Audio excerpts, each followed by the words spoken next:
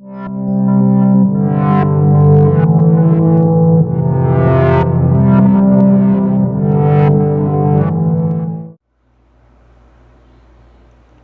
pessoal, vamos dar continuidade agora à videoaula que a gente vai falar de gráfico de algumas superfícies, né?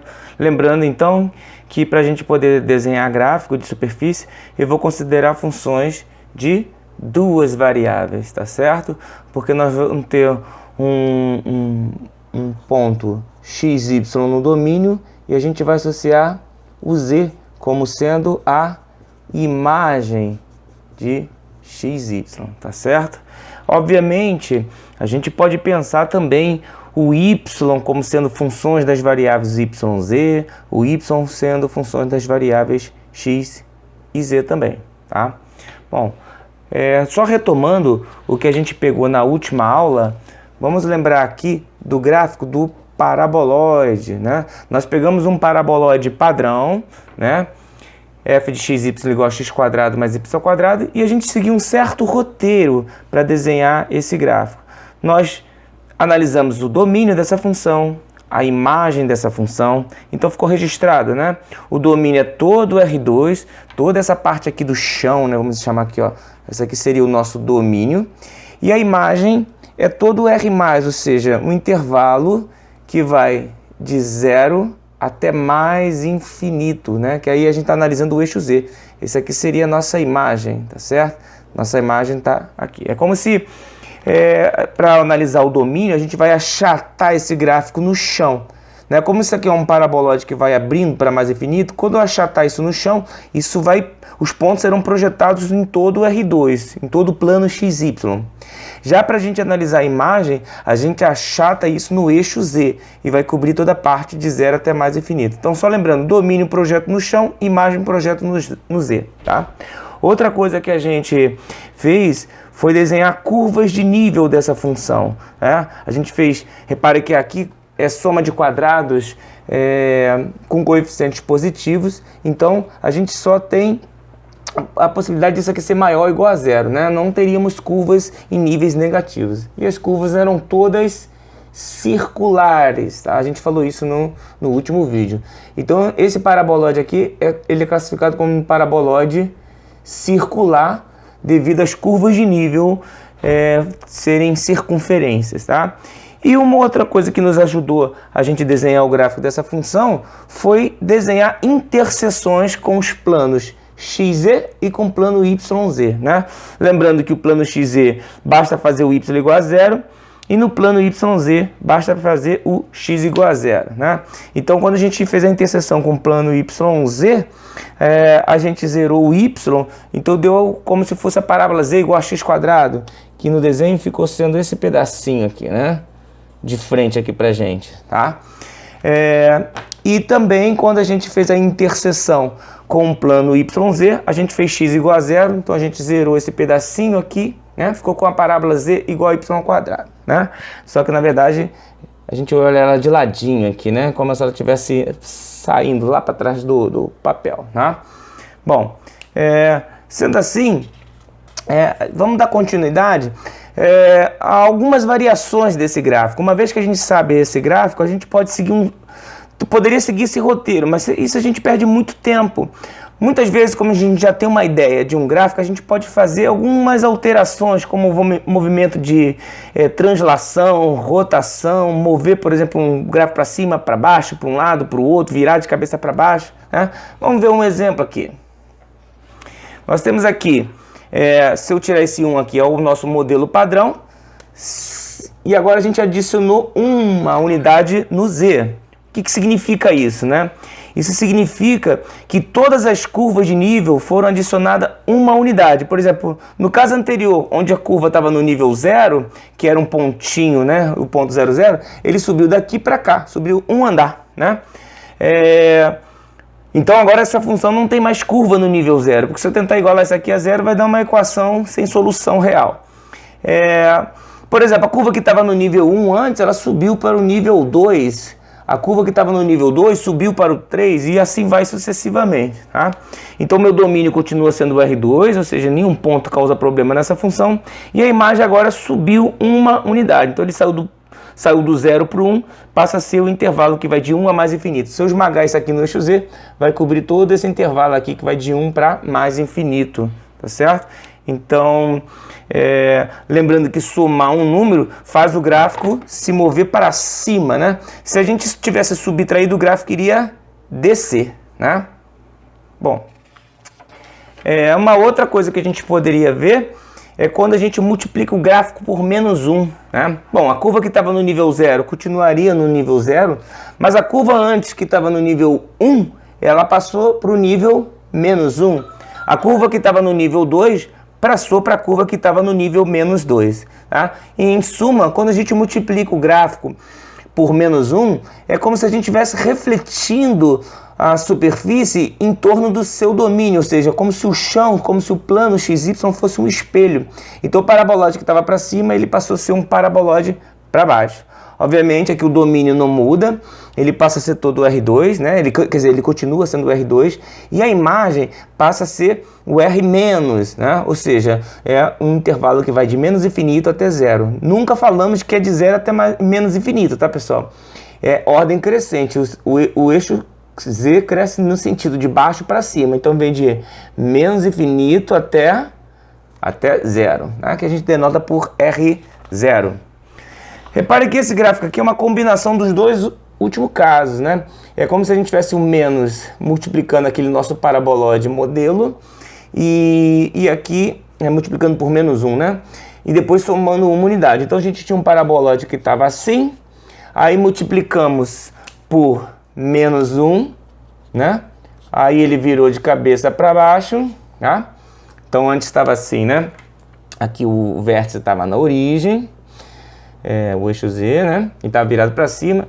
Aqui o vértice continuou na origem, ele só virou para baixo.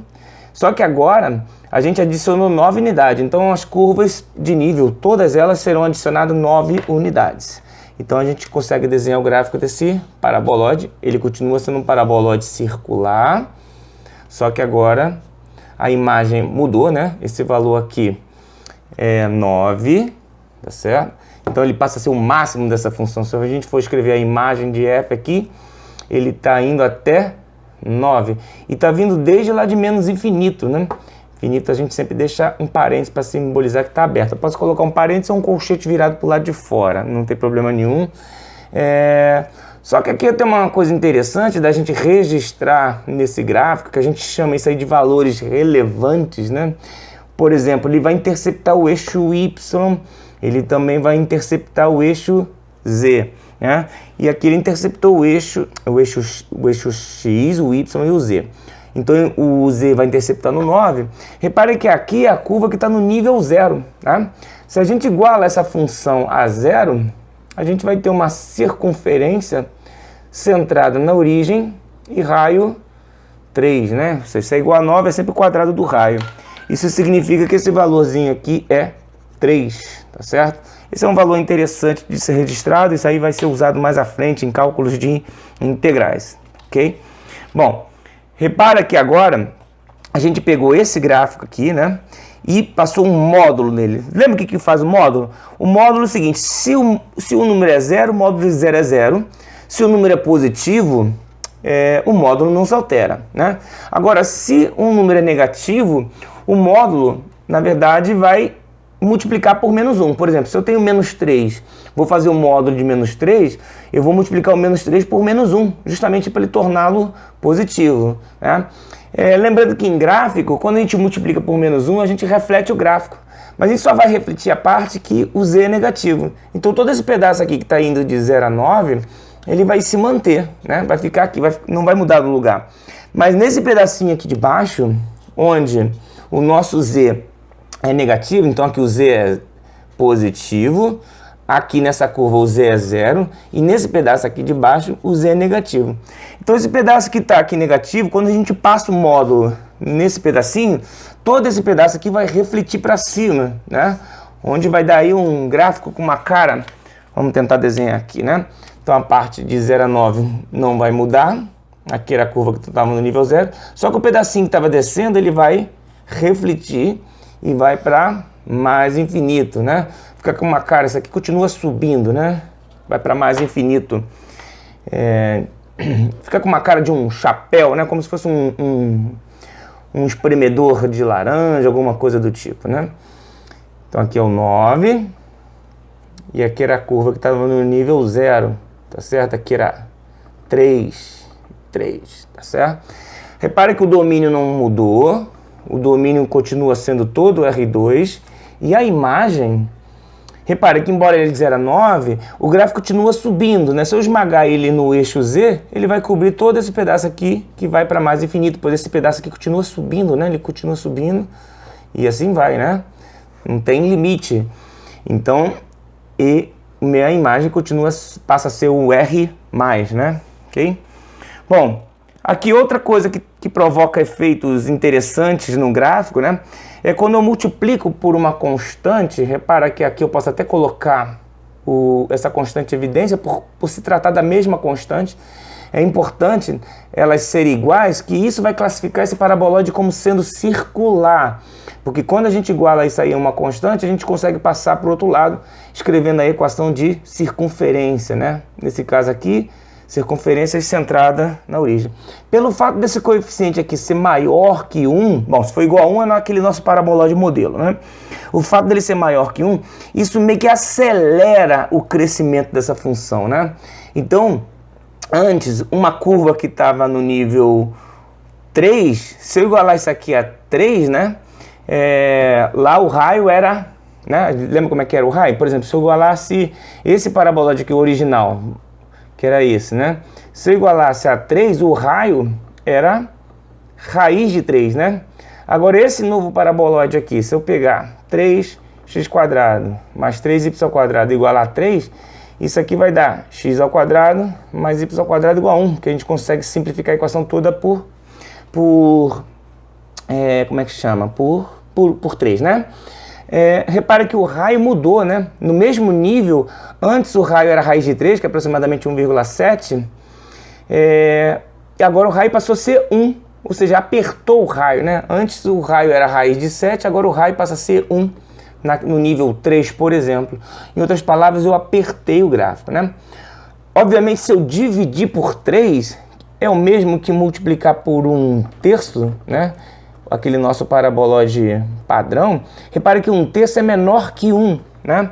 Isso faz o efeito oposto, ou seja, quanto menor for o valor, mais aberto vai estar o nosso paraboloide, né? Por exemplo, se eu igualasse isso aqui ao mesmo nível 3 que a gente fez aqui em cima, na verdade aqui daria x² mais y² igual a 3 vezes 3 vai dar 9.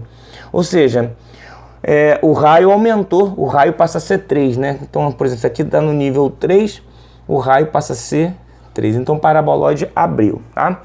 Bom, então, quanto maior for o número aqui, quando o coeficiente é igual, ele é circular. Quanto maior for o número, ele vai ficando mais fechadinho, né? Quanto menor for o número, se o número estiver entre 0 e 1, ele é mais aberto, né? A imagem não está afetando, porque eu só estou, na verdade, abrindo e fechando, né? E, bom, a imagem afeta se eu subir e descer, ou se eu virar de cabeça para baixo, né? Bom, um outro efeito interessante é quando a gente pega, por exemplo, um paraboloide com coeficientes diferentes, mas importante, eles têm o mesmo sinal, tá? Os dois são positivos. A diferença é que se os dois tivessem negativo, ele só ia estar virado para baixo, tá? Bom, se eles tivessem sinais diferentes, já não seria mais paraboloide, né? E tem outros tipos de gráfico, né? Por exemplo, se eu colocar aqui um mais e aqui um menos, ele já fica com uma cara de um gráfico chamado sela de cavalo, né? Porque o formato lembra muito a sela que é colocada no cavalo, né? Aqui não vamos entrar em detalhes no momento, porque nós estamos falando do paraboloide, tá? O que acontece? Aqui, se a gente for analisar as curvas de nível, se eu igualar alguns valores assim, ó, z igual a 0, z igual a 1, deixa eu escolher um valor conveniente aqui, vou igualar z igual a 36, só para facilitar nossas contas, né? A gente teria 9x² mais 4y², aqui isso igual a 0, né? 9x² mais 4y² igual a 1, 9x² mais 4y² igual a 36, né? Daí a gente poderia escrever isso em um formato geral de uma elipse, né? Lembra que uma elipse a gente pode escrever assim, ó, se dividir por 9, quer dizer, multiplicar por 9 é o mesmo que dividir por 1/9, que eu posso escrever como quadrado de 1/3, né? Aí tem mais, multiplicar por 4 é o mesmo que dividir por 1/4, que eu posso colocar o quadrado de meio, né? Isso aqui fica igual a 1, né? Então isso aqui fica uma elipse, repara, aqui é como se fosse o nosso Azinho da elipse e aqui o Bzinho da elipse. Repara que o A, nesse caso aqui, ele é menor do que B, né? Então A é como se fosse 0,33 aproximadamente, né? E o B 0,5. Isso significa que essa elipse ela está mais alongada no Y, né? Ela está assimétrica com relação à origem, como se fosse o centro, né? A gente não fala centro para elipse, a gente analisa focos, mas aqui nós temos o 0, 0 aqui, como se fosse a única solução aqui, que é uma curva degenerada, que é o ponto 0, 0, é a curva no nível 0. Se eu, por exemplo, faço aqui z igual a 1, nós temos aqui meio, quer dizer, aqui 1/3, desculpe, e aqui meio, né? Aqui é o y. E se a gente, por exemplo, dividir aqui tudo por 36, né? Aqui vai ficar 36 dividindo aqui. A gente consegue simplificar, né? Como é que fica essa cara aí? Vai ficar x². Então 9 simplificado com 36, aqui embaixo vai dar 4, que é o quadrado de 2. Aqui o 4 simplificado com 36, então vai ficar y², aqui vai ficar 9 embaixo, que eu posso colocar o quadrado de 3. E 36 dividido por 36 vai dar 1, né? Daí eu tiro que o Azinho vale 2 e ele é menor do que o 3, que é justamente o B. Ou seja, é uma elipse, se eu prolongar aqui, né? É uma elipse mais alongada no Y, né? Uma coisinha mais ou menos assim, né? Onde aqui seria o A igual a 2 no X, né? E aqui no eixo Y, o Bzinho igual a 3. Então repara que as curvas de nível são elipses mais alongadas em Y, né? E repara que quando a gente olha nesse formato aqui, isso aí é inversamente proporcional, pois nós temos aqui justamente no Y o menor coeficiente, né? Bom, é óbvio que eu poderia ter escrito dessa forma aqui, né?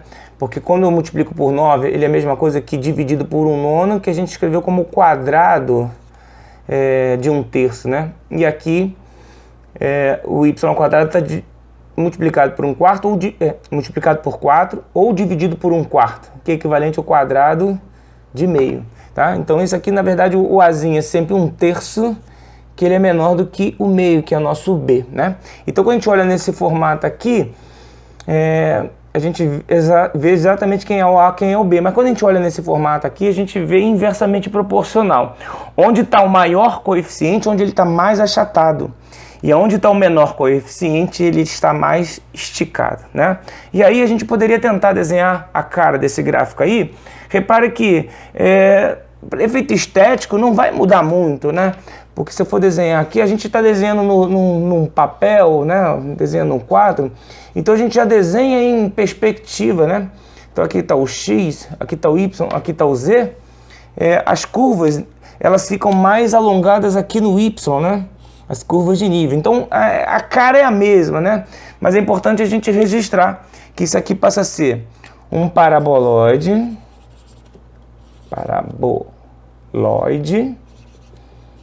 elíptico, né? Sempre fala assim, ó, qual é a forma do gráfico? Eu vou lá, analiso, né? Faço as continhas e vejo que é um paraboloide elíptico, mais alongado em Y, onde está exatamente o menor coeficiente. Ou eu posso falar, né? Onde ele está mais achatado em X, tá mais apertadinho aqui na direção do X. Bom, uma outra coisa que a gente poderia fazer é mudar o centro das curvas de nível, né? Nós tínhamos lá o anterior, como se fosse x menos 0, que dava x², aquele nosso padrão, né? E aqui era como se fosse y0, y menos 0, que dava y². O que a gente fez agora foi mudar o centro das curvas de nível. Se eu igualar isso aqui a um k, lembrando que o k aqui não pode ser negativo, porque eu tenho uma soma de quadrados com coeficientes positivos, né? Então essa equação poderia ser escrita como quadrado de raiz de k. Então nós temos aqui uma equação de uma circunferência com centro no ponto 1, 2 e o raio, raiz de K, tá? Aí a necessidade do K não ser negativo para existir, né, no conjunto dos reais. Então as curvas de nível estão com uma cara parecida com o nosso gráfico original, com exceção agora que passou agora para o ponto 1, 2. Então a gente tinha aquele gráfico anterior que estava centrado aqui com o vértice na origem, a gente deslocou agora esse gráfico para o ponto onde o x vale 1 e o y vale 2, tá? O domínio é o R2 e a imagem é todos reais. Se eu projetar ele lá no Z, a gente vai cobrir todo esse pedaço aqui, né? Então esse aqui é o nosso R+, tá? O domínio está aqui no chão e a imagem está aqui no Z. Bom, vamos supor se eu quisesse somar um valor aqui, né? Se eu quisesse, por exemplo, adicionar 3, o que aconteceria, né, com esse gráfico? Ou seja, é o gráfico anterior, onde as curvas de nível estão com centros aqui, com centro no ponto 1, 2, então aqui com nível 0, depois as curvas vão fazendo coisas aqui, né? Como se fossem essas curvas aqui, tá? Então lá, olhando no chão, as curvas estão centradas no ponto 1, 2. Só que a gente adicionou 3 unidades no eixo Z, né? Então todas as curvas vão subir 3 unidades. Então antes o vértice era o ponto 1, 2, 0, passou aí agora para o ponto 1, 2, 3, tá? Isso não muda o domínio, né? Todos os pontos do R2 fazem essa função existir, então isso não afeta o domínio, é todo o chão, se eu projetar no chão cobre todo o R2. E a imagem, como a gente deslocou 3 unidades para cima, se a gente projetar isso aqui no Z, ele vai cobrir todo esse pedaço aqui, vai de 3 até mais infinito, tá? Essa seria a imagem dessa função. Então, para fechar essa parte de paraboloide, vamos ver como é que ficaria de uma maneira geral, né? Aqui então eu tenho aqui x0 e y0 como se fossem os centros dessas curvas de nível, né? E uma condição para isso aqui ser paraboloide é que A e B precisam ter os mesmos sinais, ou seja, ou os dois positivos ou os dois negativos. Que resumindo, a gente pode falar que o produto entre esses coeficientes tem que ser positivo, né? Então se os dois são positivos, positivo multiplicado por positivo dá positivo. Se os dois forem negativos, o produto também vai dar positivo. Então isso é uma condição para ser paraboloide. Se o produto desse negativo é porque eles teriam sinais opostos. Aí já não seria, por exemplo, paraboloide, poderia ser uma cela, como eu comentei ainda há pouco, tá? Então, lembrando, quando os dois estão positivos, ele está virado para cima, e quando os dois estão negativos, ele está côncavo para baixo, tá? E se o A e o B forem iguais, é que quando a gente igualar isso aqui, né, fazer as curvas de nível, isso aqui vão dar circunferências, né? Então a gente chama de paraboloide circular. E quando eles são diferentes, mas lembrando com o mesmo sinal, ou seja, quando os dois são positivos ou os dois negativos, mas diferentes, ele vai ser um paraboloide elíptico, né? Então, por exemplo, se o B for menor do que o A, ele fica mais alongado no Y, né? Então, lembrando, ele fica mais alongado onde está o menor coeficiente quando a gente olha nesse formato, né? Se o A for maior, por exemplo, então ele está mais achatado. Se o A for maior que o B, ele fica mais achatado no X. Bom, na próxima aula, no próximo videozinho, nós vamos falar um pouquinho de outras superfícies interessantes, como sendo, por exemplo, o cone, um elipsoide, esfera, coisas do tipo, tá bom? Nos vemos em breve.